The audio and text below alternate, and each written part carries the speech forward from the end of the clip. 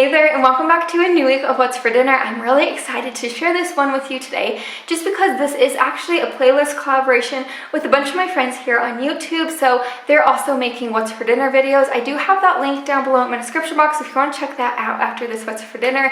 But I hope you guys all had a wonderful week, and I don't know if you remember, but in my most recent What's for Dinner video, I actually said it started to get cold here in Utah. Well, it did, but this past week it warmed up again, and I bought a bunch of sweaters, so now I'm stuck wearing sweaters in the heat. I don't know, I just think it's funny, but I hope you guys are all doing well, staying safe and healthy, and if you are new here, I'd love to have you over here at my channel, so go ahead and subscribe down below the video, but let's get cooking. To get us started off, I'm just making some chicken alfredo stuffed shells. This one's a delicious recipe. Anyways, I do want to mention that this was for an 8x8 baking dish, plus one personal sized little lasagna I made for my little sister. But if you just make this for your family, go ahead and add 20 jumbo shells to this large pot of some boiling water. As you see, I'm adding a little bit of lasagna noodles. That's just for the little personal lasagna that I made for my sister.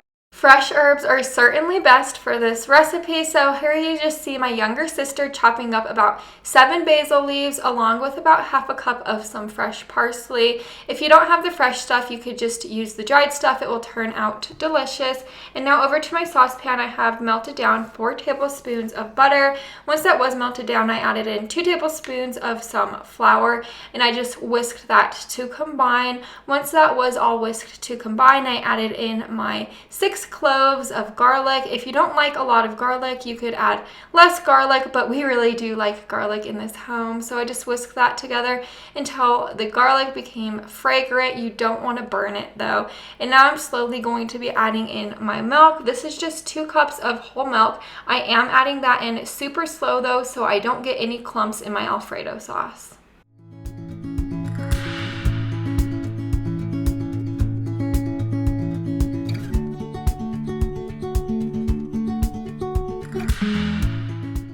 Now that we added in our milk, I'm going to be adding in my cup of some heavy whipping cream, and then I'm just going to whisk this to combine, and I'm going to let it cook until it begins to thicken up a little bit. It took me a little while, I'd say about 5 to 10 minutes on a simmer. Of course, I'm going to be completely honest with you, this was not thickening up to the way I like my alfredo sauce to be, so I just added in flour slurry. All that is about 1.5 tablespoons of flour along with 1.5 tablespoons of water. I whisked that together and then I added that in, and that really did get my sauce thick. Once that was starting to get thicker, I added my cup of Parmesan cheese along with some salt and pepper to taste. Now it's time to add in our parsley and basil, the fresh stuff, so I just added in 1 tablespoon of each. If you are using the dried stuff, do not add 1 tablespoon of each in, that would be way too much. Just add 1/2 teaspoon of parsley and basil, and that will give you enough of the dried stuff. Now we're going to work on the filling that goes into the shell, so I'm adding in 3/4 cup of some cottage cheese. I used full fat cottage cheese just because I personally think it tastes better. And then I'm also adding in 3/4 cup of some ricotta cheese along with our Parmesan cheese. I just added in about a cup of that along with 3/4 cup of some mozzarella cheese. And now I'm just adding in another 1/2 tablespoon of some parsley and basil just for some extra flavor. If you are using the dried stuff, once again, just add a little sprinkle of both. I added in my 2 eggs along with some salt and pepper to taste. And then I just gave this a really good stir after I added in my shredded up chicken. This is just 2 chicken breasts that I boiled up in my Instant Pot, and then I shredded it, and that's how I got my shredded chicken, but you could use any type of shredded chicken you like, of course.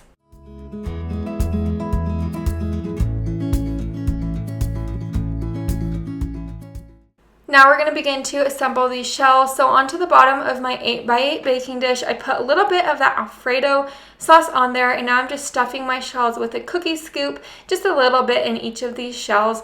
Of course, I do want to mention once again that I made my younger sister a personal sized lasagna to take back to her college dorm. But of course, if you're not doing that, just go ahead and use a 9x13 baking dish for this recipe and use 20 shells instead of 10 shells. I just put some more of that alfredo sauce on top and then mozzarella cheese and Parmesan cheese, and I stuck it into my oven to bake.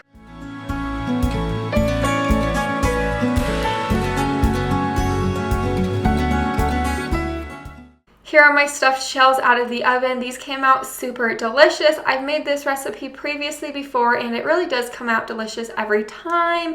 Anyways, adding those fresh herbs really amps this recipe up and it kind of tastes like you're at a professional Italian restaurant. I guess that's just my opinion, but I'm just trying to say it tastes good. Since it is the beginning of fall, I thought making some beef tips was absolutely appropriate. So over to my Dutch oven, I'm just adding in 3 tablespoons of some vegetable oil. I do have my skillet on medium-high heat at this point, and once that oil is hot, I just added in my 1 chopped up onion, and I'm going to let that onion get translucent. Once it is starting to get translucent, I'm going to be adding in my 2 pounds of cubed beef stew meat. All you're wanting to do is brown your meat on a high heat. I accidentally turned my heat down to a medium-low, so make sure your heat's on a high heat and just brown it on each side for 1 to 2 minutes. Once it is browned, you're going to be adding in your 1/4 cup of Worcestershire sauce, 1/4 cup of some soy sauce, and then you're going to be adding in your 2 cups of water. I added in some garlic. I added in about 5 cloves of garlic. You know how I love my garlic. It's just so delicious. You're also going to want to salt and pepper it a little bit. I added only a tiny bit of salt because the sodium that's in the soy sauce is already a lot of salt. So, just do as you please. I let this simmer on my stove for about 2 hours. It is a lot of time, but it's worth it. So now here we are about 2 hours later and we're going to start making our gravy. So I have about a cup of some water in my measuring cup and I'm just adding this packet of brown gravy mix. It's about 0.75 ounces, I'd say. I just whisked that up and moving over to my Dutch oven with my completely cooked beef tips. I just added that in and I whisked it around and I let that cook together for about 5 minutes with the lid off just so it would reduce down. I personally did want it thicker, so I added in a cornstarch slurry. It's just a tablespoon of cornstarch and a tablespoon of water. We like our gravy thicker in this house, so that's why I did that, but that step is optional. I just let this sit for an additional 5 minutes.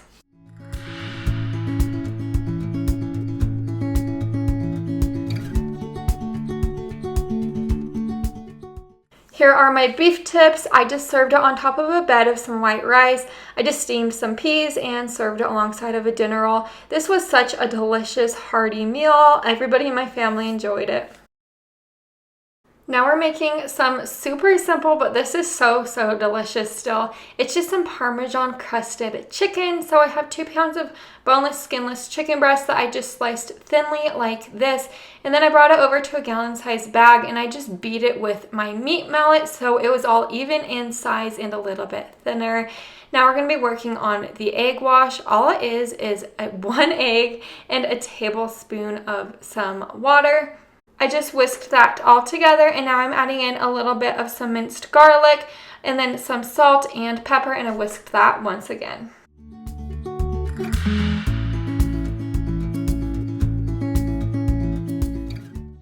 This step couldn't get any easier. All it is 2 cups of some Parmesan cheese I poured into that bowl.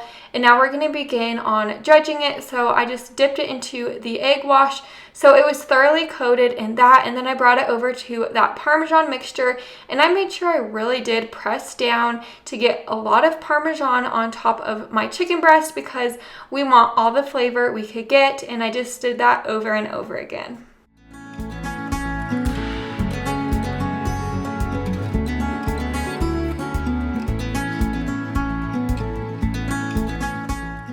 Over here to my saucepan, I have it on medium-high heat and I'm just melting 2.5 tablespoons of some butter along with 1.5 tablespoons of some olive oil. I just carefully put our chicken breast in there and then I let it cook on each side for about 3 minutes and I only flipped it once. You want to make sure you just try to only flip it once just so the coating stays on and it gets nice and crisp. Here is my plate. This came out really super delicious. I was really impressed with how flavorful that chicken was, but yet it was just really simple to make. I just made some mashed potatoes and peas on the side. And then here is my silly little family. I also sprinkled some parsley flakes on top just to make it extra pretty. And then here's Brinley. She loved the mashed potatoes.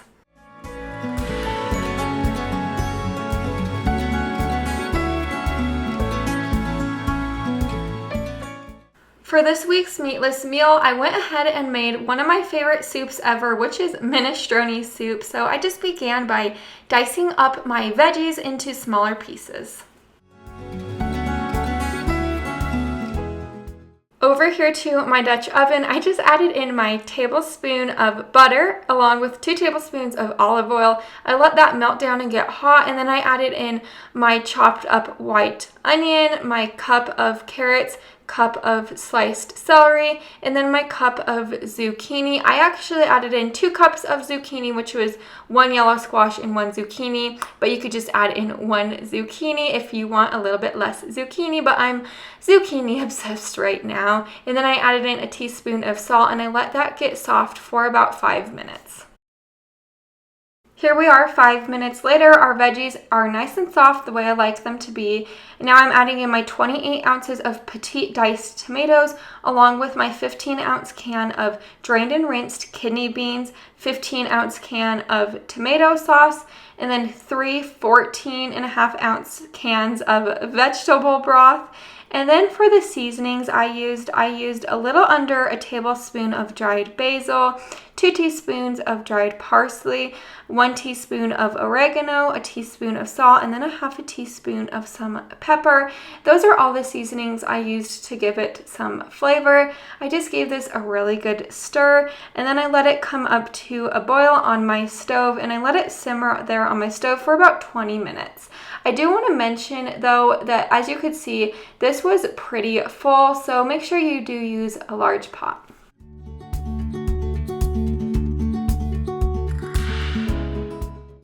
Here we are about 20 minutes later, and now it's time to add in our pasta noodles. I used a 1.5 cups of this type of pasta noodle. It is my absolute favorite pasta noodle to add to this recipe. I think it's called like Dintalani noodles. I don't even want to say it. I'm just going to embarrass myself. Anyways, now I'm just adding in my cup of fresh spinach. I really do like adding fresh spinach to this recipe. I think it really amps it up, but if you're not a spinach lover, you could just opt out of that part. I just let this simmer on my stove for another 10 minutes or until those noodles were completely cooked.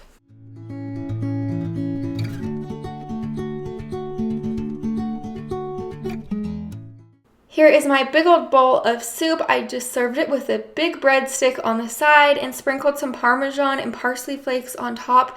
I think Parmesan is good on everything, but this soup came out really delicious and Brinley loved it. Now we're going to be making one of my all-time favorites, just some homemade Crunchwrap Supremes. These are so simple to make, but yet they're just super delicious. Anyways, I just have a pound of some lean ground beef in my saucepan, and then I added about a half a teaspoon of some taco seasoning, and I'm going to let this completely cook. Now that my ground beef is completely cooked, I'm going to be adding some more taco seasoning, just about a teaspoon more. If you like more taco seasoning in your house, feel free to add more, or you could add less, of course. And then I added about a 1/3 cup of some water, and I just let this simmer together. Now it is my favorite part. We're going to be assembling these bad boys. So I just have a huge burrito-sized tortilla right there. I added some ground beef to that along with some refried beans. And then you're either going to be wanting to add a tostada or some taco shells. I just added a half of a taco shell just because that's what I had on hand. I didn't have any tostadas. And then you're going to be adding sour cream, tomatoes, iceberg lettuce, cheese, and that is it. And then you're just going to fold it up.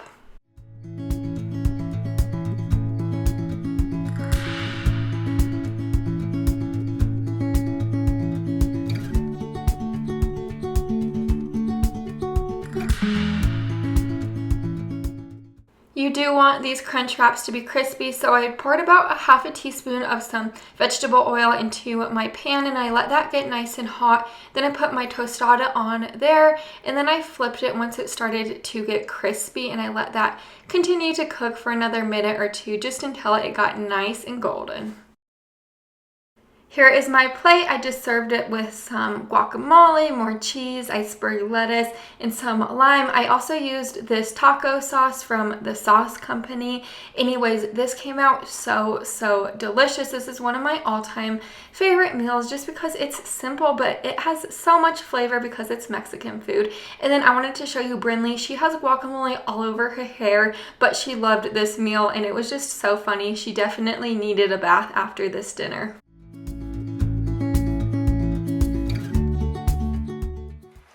And that is a wrap of another week of What's for Dinner. I hope you guys all enjoyed it. Maybe got some meal inspiration for your upcoming week. I hope you guys are all staying safe and healthy. And don't forget to go check out my friends. I have their playlist linked down below in my description box. And if you are new here, I'd love to have you at my channel. So go ahead and subscribe down below the video. I have a really fun video coming on Wednesday. I will see you there. Bye for now.